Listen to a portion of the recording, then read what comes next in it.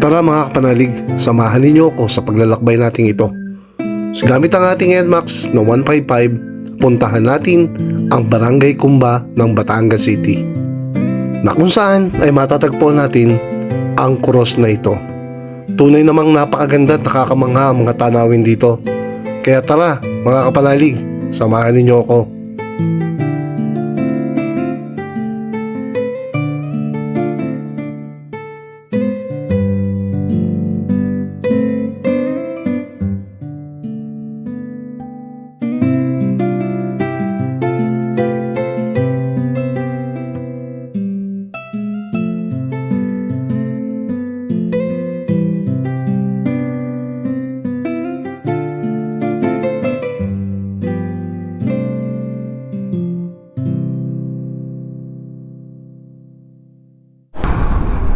So yun guys, pupunta tayo ngayon dito sa Tatlong Cross, dito sa may Dumuklay. Pero sakop to ng Barangay Kumba ng bayan ng Batangas. So from my place, hindi naman ganun kalayo yung area. At ito, meron naman ditong expressway na ginawa. Itong bagong binutas na kalsada na to, na hindi tayo dadaan ng city. Mismong doon na tayo sa way ng papasok o paparon sa pupuntahan natin. So shoutout nga pala sa ID Helmet. Siya yung helmet natin gamit pang araw-araw sa ating mga biyahe. Wow, ganda naman oh. Ang ganda naman ng ilog oh, ito. Ayan oh, laki. So dinudugsungan nila itong tulay, palalakihin nila, gagawin nilang 2 lanes or 4 lanes. So napakaganda dito guys. So yan guys, ngayong araw ay susubukan natin daanan. Kasi itong way na to hindi pa tagusan dati. So ngayon ay itatry natin dito dumaan papunta dun sa area na yun. Hindi ko alam kasi kung nakakalusot na dito Before kasi ay putol pa to at hindi pa samentado lahat. Pero ngayon nakita ko naman may samento na. So try natin daanan to mga kapanalig.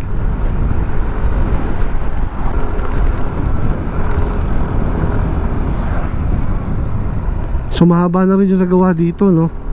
At malapit na maging 2-way. Ito, kukunti na yung mga ginagawa. Dati kasi hindi nakaka-diretso dito. At hanggang dito lang sa area, nakakalusot daw pero hindi samentado. At mahirap dito, madulas pag umuulan, sarado to. At wow, ganda ng view dito. Oh, napakasinik naman ang view dito guys. Oh, ayan oh, grabe. So puntahan muna natin yung lugar na yun. And then saka natin kuhanan ng drone to. Wow, ang ganda. So yan guys, dito na magsisimula yung pag-akyat natin doon sa doon sa ibabaw. So maganda naman yung daan. Ito, welcome Conde Labak. Ito, Conde na.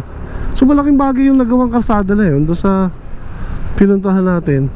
Dahil kung makikita mo napakahaba na nung nagawa na area yun. So hindi na tayo mamumroblema kung pupunta tayo dito sa barangay na to, kasi diretsuhan na siya. Hindi na ako dumaan ng Batangas City or ng Palyokan, diretso na dito. Laking bagay yung ginawang yun. So itong lugar na to Barangay Conde. So nasa ilalim lang pala to ng Mount Banoy yung area na to, kasi yung Mount Banoy ayun kita natin doon guys. So dito tayo ngayon sa Barangay Conde ng Batangas. Ayun yun yung Mount Banoy, yung may tower. Kung nakikita ninyo, yun yung pinuntahan natin ng isang araw. So ito naman nandito sa baba. So lalim nilang daan dito guys. Sobrang lalim. Grabe. Ayun meron ding Mama Mary dun sa taas. Parang pinakita ako. So paakyat din to ng paakyat guys. So sa mga nakakakita po, kung makikita ninyo, napakaganda rin ang view dito sa lugar na to. Ayun meron ding statwa ng mahal na Birheng Maria. Ayun yun oh. Ayun oh. Oh, kita rin dito oh. So ang alam ko dati, nagbisikleta na ako dito before. Ito na pala yun ngayon. Napakatagal lang, hindi nakakabalik dito kung ilang taon na.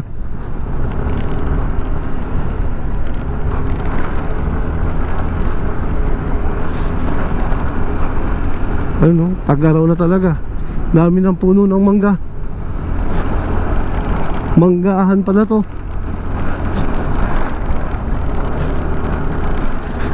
Ayan, akyat.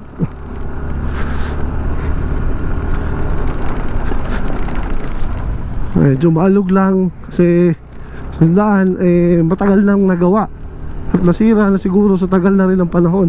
Hindi ganun kadami yung dumadaan dito, pero syempre sa katagalan nasisira yung karsada. Ayun guys, paket tayo ng paket. Eto, nasa taas na tayo oh. Grabe pala dito.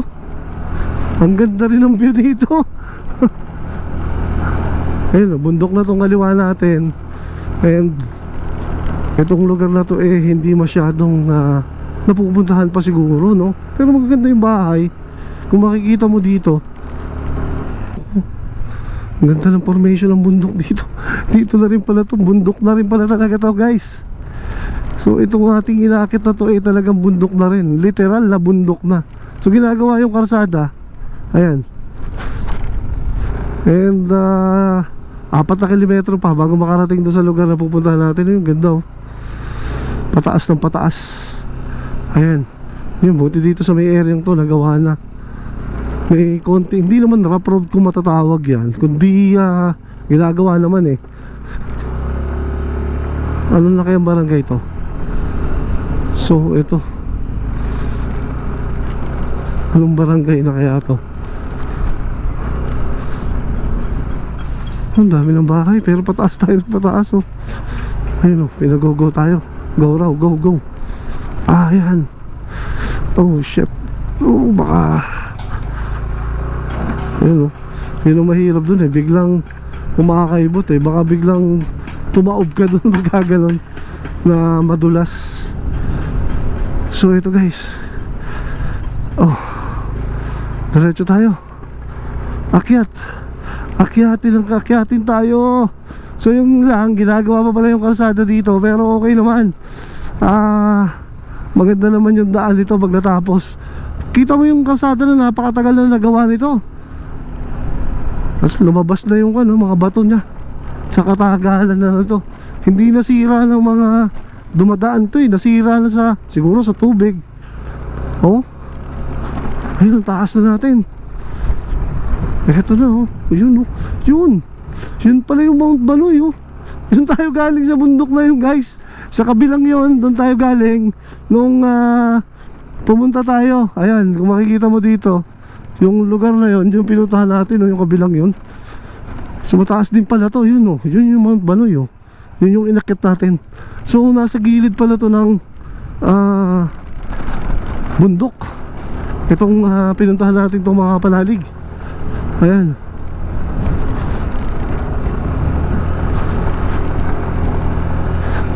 Ano kayang barangay na? Malapit na ba tayo?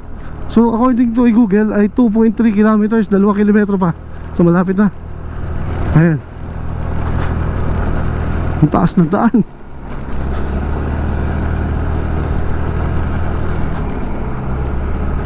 May bumibiyahe pa naman talagang sasakyan. May jeep na bumibiyahe dito, mga kapanalig. Hindi lang natin alam kung gano'ng katagal bago ka maghihintay, bago magkaroon ulit ng kasunod, no? Sa pag-akyat dito. Kasi mantakay mo, pati yung bubong may sakay. Ganun kahirap din yung biyahe, no? Pero at least samentado yung daan. Hindi nga lang ganun kaganda, pero at least samentado, hindi masyadong risky. Ano kayang barangay na to? Tingnan natin dito kung anong barangay na. Santo Domingo. So ito na pala, barangay Santo Domingo guys, ng Batangas City. Ayan. So ito na pala, barangay Santo Domingo guys, ng Batangas City. Ayan. Batangas City. Pero yung sunod na barangay pa, yung pupuntahan natin, yun yung barangay Kumba ng Batangas, ano, para doon sa Tatlong Cruz na pupuntahan natin. So maganda naman yung daan, matarik nga lang, tsaka medyo madulas to, marami kasing nagkalat na yung mga debris, kaya medyo madulas. At yung daan niya ay nasira na rin. Hindi naman masyadong delikado kasi hindi naman madulas, pero okay dito dumaan. Ayun, no? Kaysa naman walang semento, mas mahirap, di ba? Pero ito naman ay napakadali namang i-drive. Lalo na kung motor dala nyo, walang problema. Kahit 4 wheels, lalo na yung mga pickup truck, bali wala dito tong ahon na to.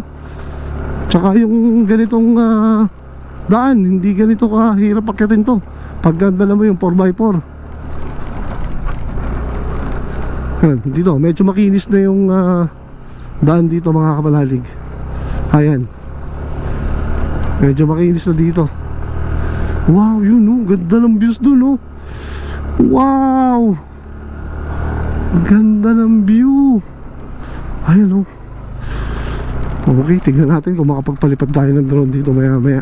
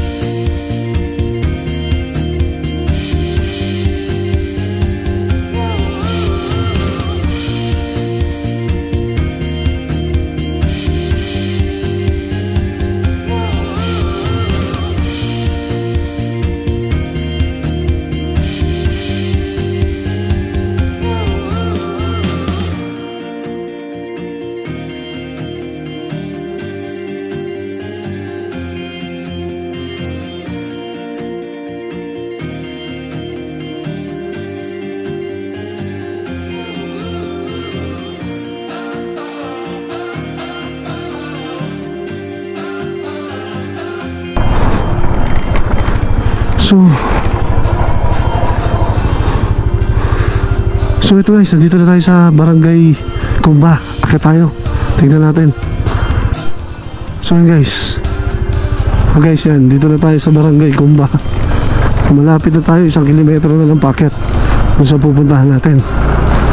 Ito na yung last barangay dun sa pupuntahan natin, Barangay Kumba.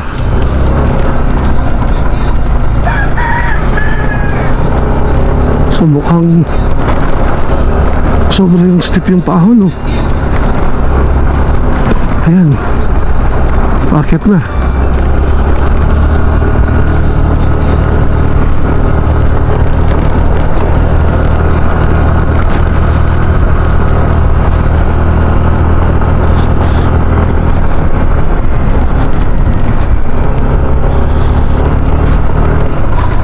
Ganda ng daan, oh. May kabayo ako nakita, oh. Medyo natutuyo na yung mga puno dito o yung mga halaman sa sobrang init tapos biglang malamig, no? Kaya ganito. Ayan, oh. Taas ng bundok, oh. Naroon tayo sa kabila ng bundok. So sa kabila pala ng bundok to, eh. Ayan, oh. May kabayo. May kabayo si kuya. So yun. Ay, si tatay, oh. Si Fernando po. Kumalapit na tayo. Konting akit na lang at mararating natin tong magandang lugar na to.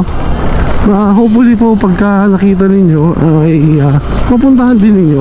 Kung hindi naman, sa pamamagitan ng video kong ito ay narating ninyo itong lugar na to mga kabanalig. Napaka sarap pumunta sa mga ganitong lugar. Ay, lalim ng bangin. Takot. Bangin yung kabila. Yun na pala yung refinery. So nandito tayo sa kabila, sa likod ng bundok ng Mount Banoy pala to eh. Ayan So mataas tayo ngayon yung ating lokasyon. Ayan. Ayun may kwan dito. May yung bahay ang kubo dati. Tapos kita mo na yung dagat. Ayan. Ang ganda ng view dito. Sige, tapusin muna natin puntahan to. So malapit na tayo. Mararating na natin yung mismong lokasyon. Konting oras na lang. Yan, konti na lang to guys.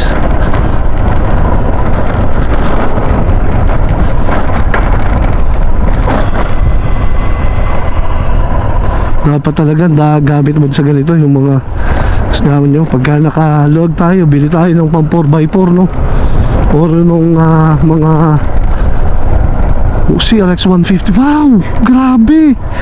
Shit, ang ganda ng lugar kita nyo, ang ganda. Oh wow. Ang ganda guys ng lugar dito. Napakasinik ng view dito. Makikita mo yung lugar na to. Grabe na to. Ayun ang ganda ayun dagat at saka ito na pala yung tatlong cross na sinasabi na lugar. So ito guys, dito sa kanan yung lokasyon natin. Pero grabe ang ganda dito. So ito yun ito na yung pinupuntahan. Okay, akit tayo dito. Ito yung taas guys. Akit tayo dun. Palipad tayo ng drone. So guys, tingnan natin yung tatlong cross. Ayan ayan siya ayan. Akit tayo dun sa taas. Papalipad tayo ng drone. So ito, nakakita ko na medyo malilom dito. Kumark lang tayo ng konting oras para at least hindi masyado mainitan yung motor. So hindi ko alam kung ano yung susunod na lugar dito sa may baba pa, kasi may baba pa yun, kung yun ba ay party pa rin ng lugar na ito or ano. Pero hindi ko na siguro bababain muna yan, or kung may chance puntahan natin. Pero ngayon akitin muna natin yan. Tara guys, akitin natin. Okay guys, nandito tayo ngayon sa tatlong cross. At packet tayo. Akit tayo yung packet doon. Ayan, may hagdan din Ayan, akitin natin. So medyo mainit ngayon, tanghaling tapat, pero napakaayos. Uy, ganda ng view dun Kitang-kita mo yung view Ayun yung view dun. So ito na siya. Hindi siya ganun kataasan, pero look at the place. At according sa nakuha nating impormasyon, ay pag-aarito ng mga Aquino. Ayan.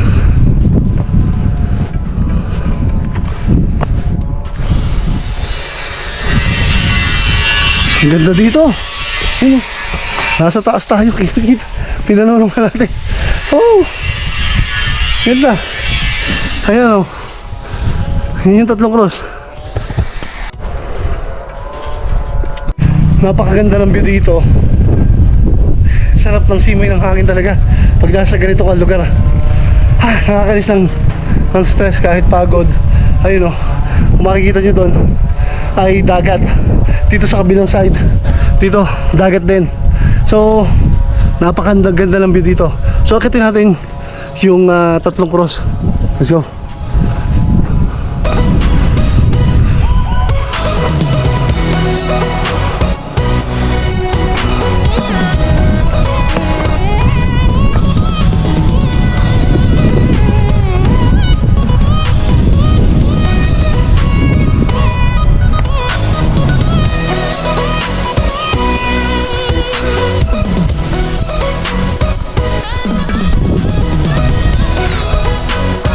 Ganda ng view.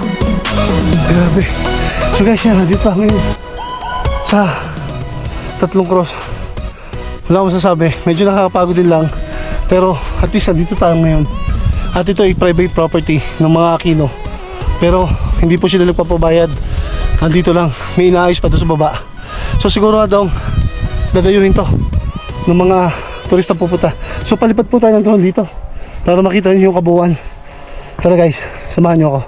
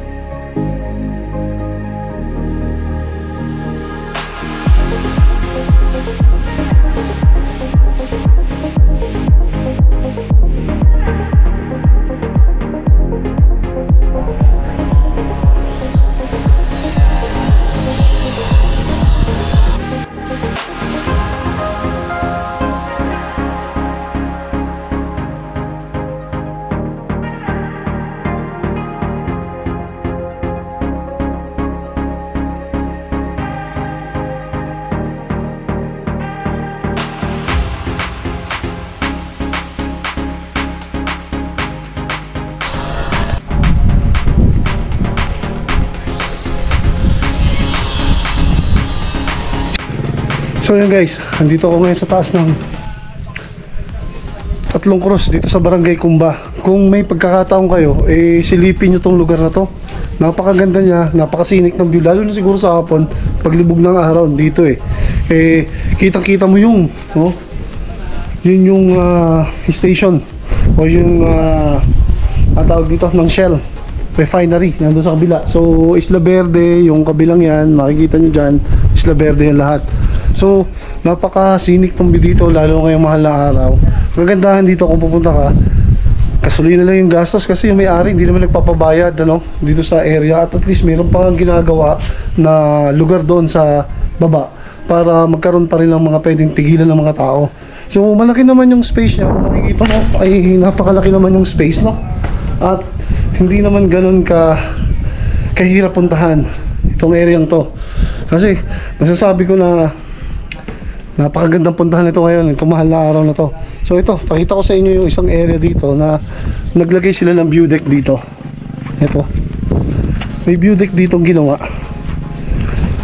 na kung saan ay kitang-kita mo guys, ang buong Batangas. Ayan, yung kabila, Budok Makulot. Ayan. So kitang-kita dito yung Batangas. Ayan yung refinery. So Batangas City, Anilao area. So napaganda, bulubundukin. So masasabi ko na itong area to isa sa area na pwede natin puntahan na maganda. Lalo na mga rider. Ayan. Kung may pagkakataon, punta kayo dito guys.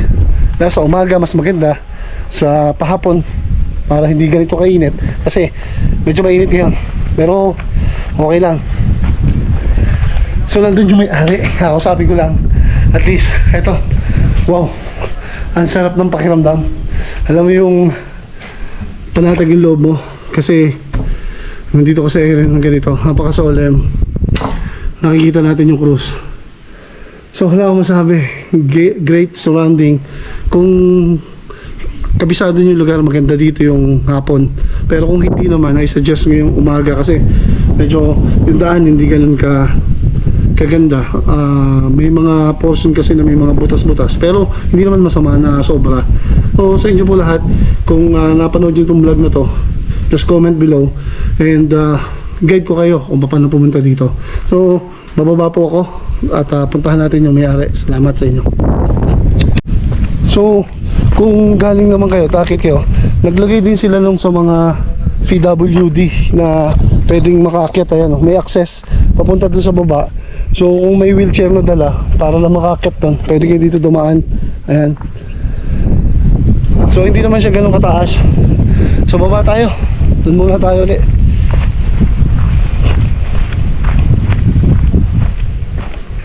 Guys, nandito ako sa baba at may pinagagawa pa dito. Ayun, yung may-ari na napakabait at ayaw magpa-interview, maglalagay daw siya dito ng puon. Pwede ka na magsalita, hindi ka na makita. Oo, lalagyan ng puon yun. Oo, lalagyan ng Mama Mary. Lalagyan ng Mama Mary. And doon sa kabilang side na yon, may plano na maglagay din ng mga pwedeng pagtigilan ng mga deboto na gustong mag retreat house. ganun. retreat house, Parang ayun. retreat house. So ito guys ay pagmamayari ng mga Aquino dito sa Batangas City. Napasubo na ako. So may retreat house. So pakita na natin, ayun o. Hello. Magkakaroon ng retreat house. So sana at makilala at malaking bagay kasi sa turismo ng Batangas na may ganito. Kung katulad nito na hindi naman nag-iisip ng pagkakaperahan niya may-ari para doon sa kanyang ginagawang dinidevelop, talagang dadayuhin to. So guys, yung mga makakapunta Barangay Kumba, hanapin nyo yung 3 cross. At alam ko naman na Google, pwede na, makikita mo na yung 3 cross, ano? Dito sa Barangay Kumba, pwede mo na siya makita. Nandito lang siya sa tabi ng daan. So maganda pumunta dito. So in-encourage ko kayo, yung mga namamanata na makakapanood po ng vlog natin, pumunta kayo dito. Magandang punta dito ay umaga. Tama, ano? Umaga at hapon. Oo. Kasi yung sunset, It's either maaga or mahapon, yung 2 o'clock alis sa bayan. papunta Dating dito sila tamang alas 3 na hindi masyadong mainit. So yan, sa inyo po lahat. Pag nakita itong vlog na to, puntahan nyo po ito. Napakaganda po ng place na to. Sarap ng pakiramdam pag nandito ka. Ang ganda oh. Ayun oh. Ganda guys. So ayan mga kapanalig, nakarating tayo dito sa 3 Coros, ano, dito sa Barangay Kumba ng Batangas. At napakaganda ng view dito sa ibabaw na ito. Kaya kung may pagkakataon po kayo, pasyalan nyo tong lugar na to mga kapanalig, sapagkat isa sa marirekomenda ko lalo't ngayong panahon ng Kwaresma, pagdadasal at pag-aayuno, ay napakaganda ng lugar na to. So ito po, pauwi na tayo, and hopefully sana magibigan nyo yung vlog natin ngayong araw na to. So maraming salamat, magandang hapon, and bye bye, Kapanalig Motor Rider.